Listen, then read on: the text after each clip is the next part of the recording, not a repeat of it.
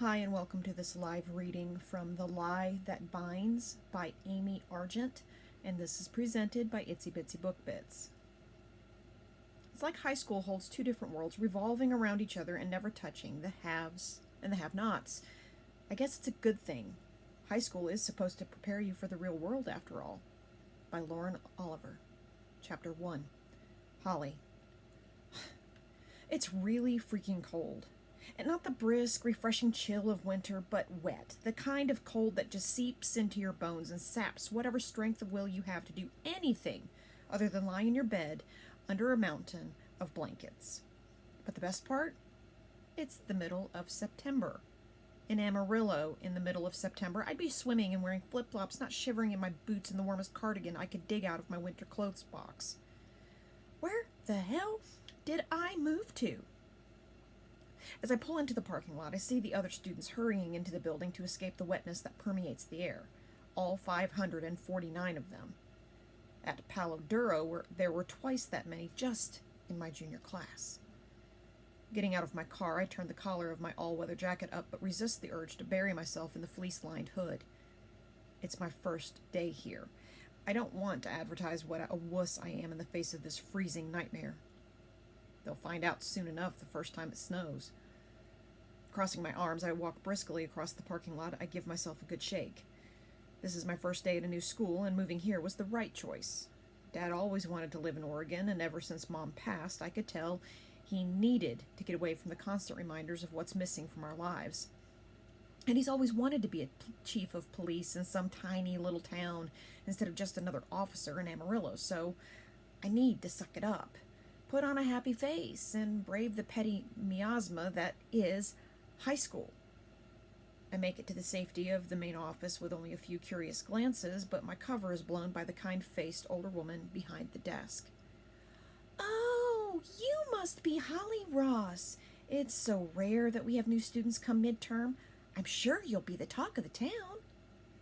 Every head in the office snaps up at her bubbly outburst, and my cheeks flare so hot that I now know what supernovas feel like at close range.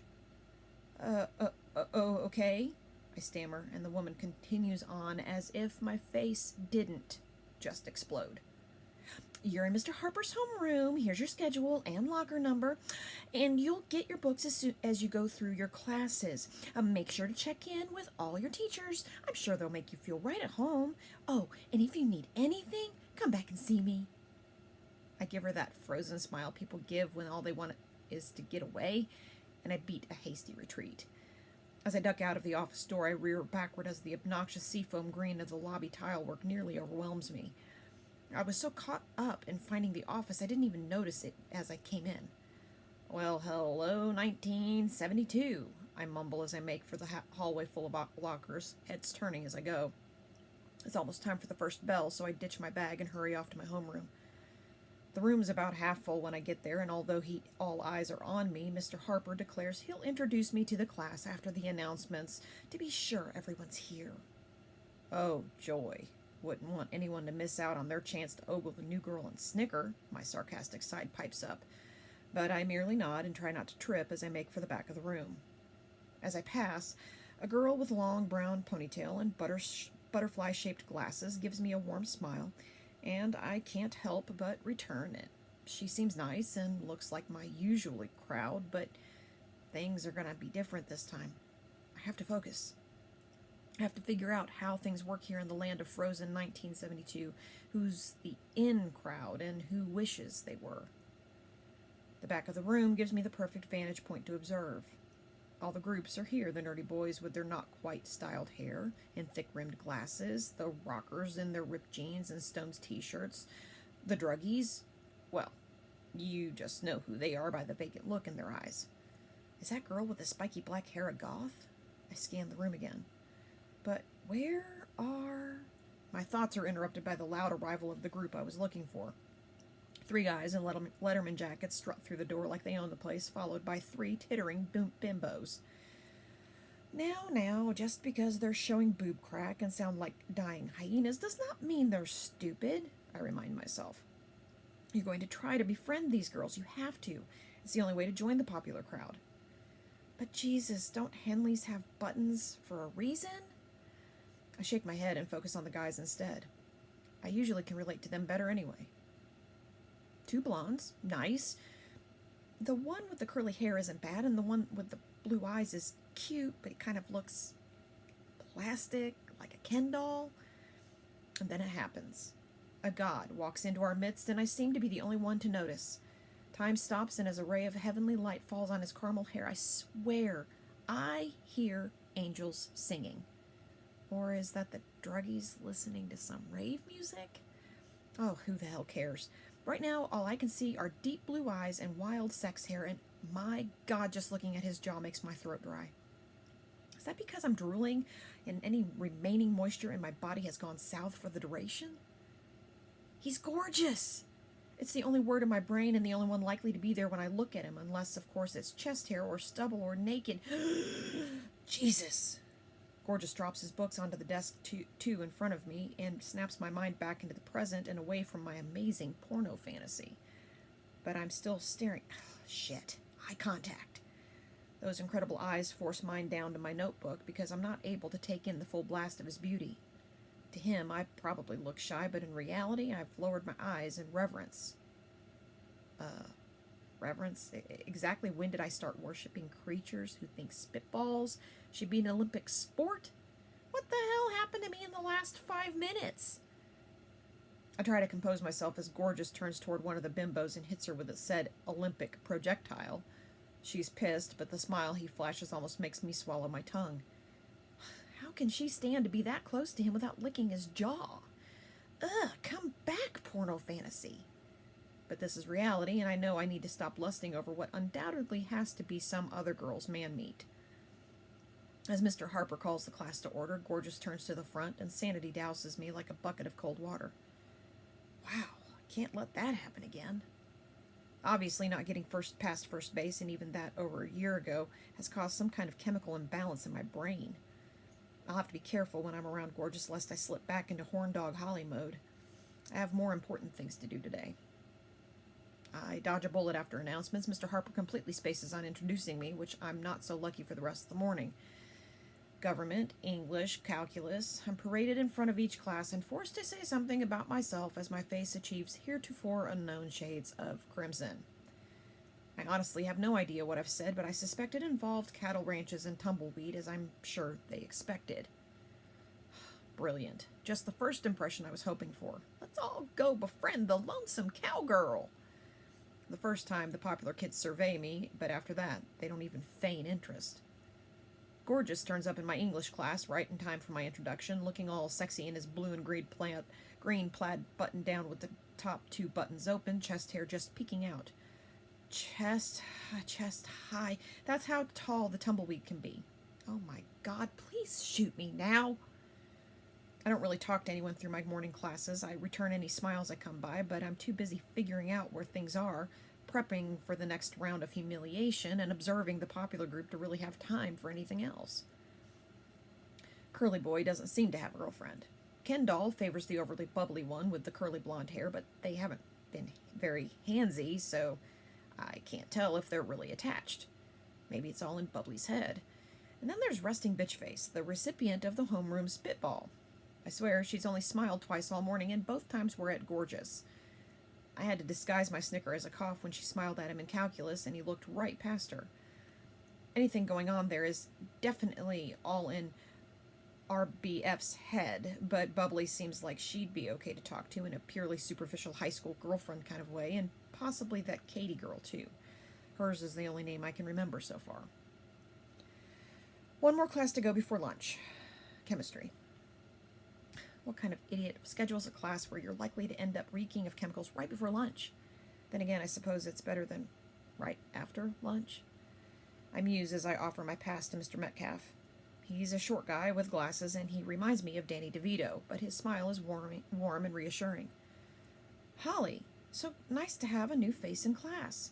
Here's your textbook and lab workbook, and I have a seat for you over here with... Where's Nathan? I glance up and see an empty lab table before me and lots of blank stares. Amber, is he here today? Resting Bitchface, a.k.a. Amber, graces Mr. Metcalf with a bored look. He was in last period. Okay, so he's got to be one of the popular kids since Metcalf asked Bitchface, but Kendall, Curly, and Gorgeous were all in calculus and none of them are here now, so I have no idea which is Nathan. Fabulous. This is like one of those SAT questions where there are 4 people in a row and they give you details about each and you have to figure out who's sitting next to whom. I hate those things. Well, never mind. Holly, I guess you have the table to yourself today, Metcalf says, frowning as he ushers me to my seat. Thankfully, he doesn't put me through another painful introduction, so I have both peace of mind and time to focus on the big moment in my day. Lunch. I'm going to approach the popular kids and try to make friends. I'm not encouraged by what I've seen so far, but even if they're assholes, being with the in-crowd has more benefits than I can count. There has to be at least one decent human being among them, right? The period flies by, and before I know it, I'm in the calf, walking towards the popular table with my tray. I chose a veggie burger with carrots and celery, just like Bitchface and Bubbly, and I follow them to the table where Curly, Kendall, and Katie are already sitting. I take a deep breath and try to push down the butterflies in my stomach, but the influx of air only seems to make them flutter faster. As I open my mouth, all the air in the room is stolen by Gorgeous as he arrives at the table. It's as if all the molecules of oxygen have flocked to play in his unruly honey-brown locks, and the rest of us aren't even fit to breathe now that he's here. My eyes go wide as he runs a hand through the spellbinding chaos atop his head, and he slides smoothly into an unworthy plastic chair. I want to be that chair so much it hurts. But now the entire table is staring at me, and my practiced cool introduction is mocking me silently from between the strands of Gorgeous's freshly fucked hairstyle. Hi, I'm Holly. Can I sit with you guys? Comes out of my mouth in the quietest, shakiest voice possible, but I follow it up with what I hope is a confident smile. I scan the faces staring back at me. Curly and Kendall are eyeing me up, waiting for the girls' responses. I can't look at Gorgeous or I'm going to combust, so I shift my gaze to the girls instead. Katie's look is neutral, Bubbly looks confused, but Bitchface has her eyes narrowed like a lioness, contemplating her kill. Oh, hell. She sniffs delicately and looks down her nose at me, her gaze fixed on my chest. Are my boobs too small for this club? What's up with your shirt? Are you advertising for where your dad works? She fires off the words, dripping with disdain and sarcasm. I'm wearing my 7-Eleven t-shirt. Retro was all the rage back in Amarillo, and honestly, this might be the coolest shirt I own, or at least it was when I wasn't in the land of Western bumblefuck with a side of ass backward.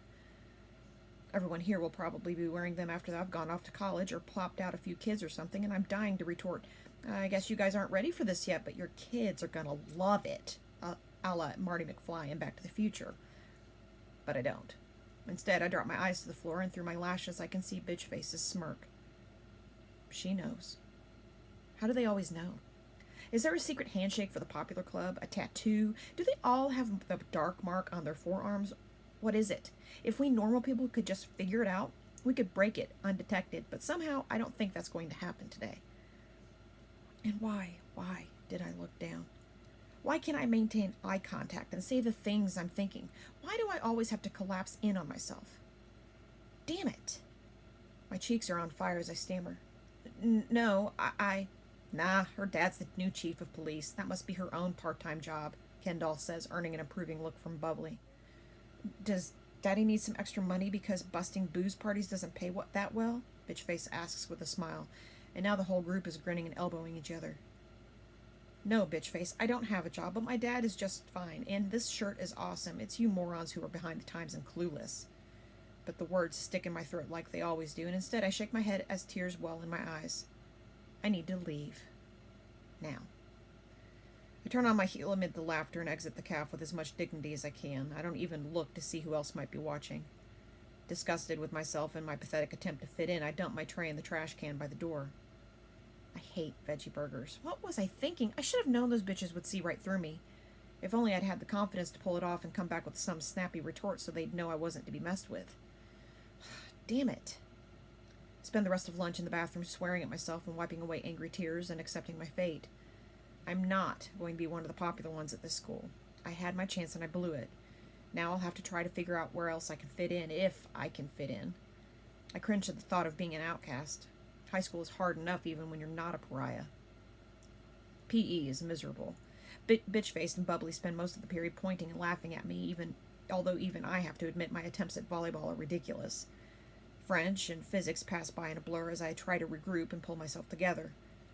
Butterfly smiles at me again, but she must have seen the event in the cafeteria because she seems to know better than to approach me today. Maybe tomorrow I'll try to talk to her. Finally, I make it to the end of this disaster of a day, and I almost take a full breath as I shove my books into my locker. All I want to do is go home, forget this ever happened, and start over tomorrow trying to befriend the people I should have looked for in the first place.